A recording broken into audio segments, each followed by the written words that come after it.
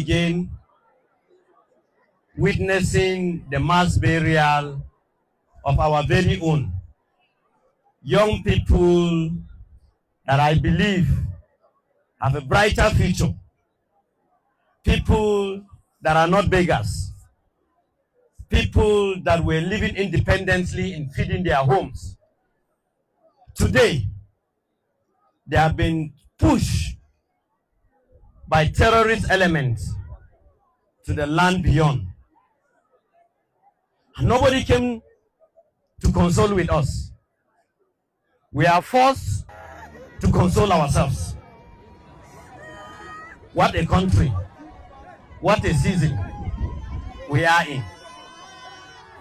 I call on President Bola Ahmed Tinubu, the Executive Governor of Plateau State, the Barikiladi Local Government Chairman, all the security agencies working within and without, that we've been pushed to the wall. We have been pushed to the wall. We will no longer take this. We will not tolerate this. It must end. Three things are involved. One, either the government rises up to the occasion and flush out these Fulani terrorist elements that have invaded the state and have made it their place of abode, or we are left with no option than to maximally defend ourselves, or lastly,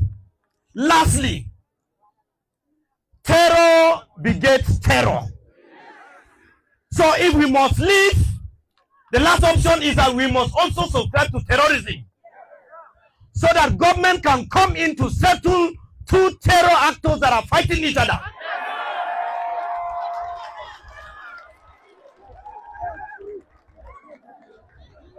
And may God forbid the last option. But of course, if the silence on the part of government is the message that is an encouragement to terrorism, then we have no option than to do that, for us to live. Our parents in the Lord, you only climb pulpit to preach, and today you are here to conduct a funeral service, burying your loved ones, the members of your church. Our politicians, this is not time to play politics. This is time for our survival. And if we must survive, sirs, I beg on you, bury whatever political affiliation and sentiment you have, and let us unite. The terrorists don't know whether you are an APC, PDP, ABGA, and ADC. All they know that you don't deserve to live. And some of us have been declared to be alienated.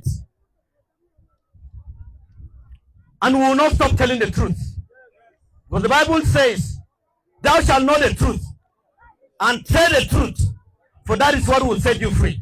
And since God is the truth, and He is here with us, and He is here in us, and witnessing this, I tell us that, Yangwa, we must rise up. I wouldn't mind tomorrow being Saturday, that all of us here will come up en mass and stage a peaceful procession, telling the world what is happening to us within this general area. And if you will go by that, here in Muna Ecclesia, I'm appealing passionately that we should meet an emergency meeting. Be someone, Khan is here, champion discourse. This is not time to play political correctness. As security agents, you must know that if it were Fulanis that are here, I want to believe Gomroy of Han would have been arrested. The Miangwa Obatosho would have been arrested. Baba Datumu would have been invited either at the presidency or by the security agents. But because these are human lives that deserve to be wasted in this way, and nobody is saying anything, Jama, we must rise up. I tell you, I wouldn't mind that from here we'll take the procession. I wouldn't mind from here. Let the world know.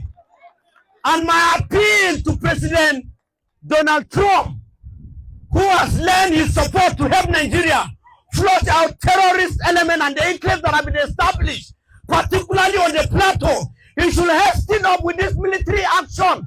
Otherwise, there will be no right-thinking person that will survive in Nigeria. Not only President Trump, but all other allies that have concern for humanity should wake up. This is a wake-up call.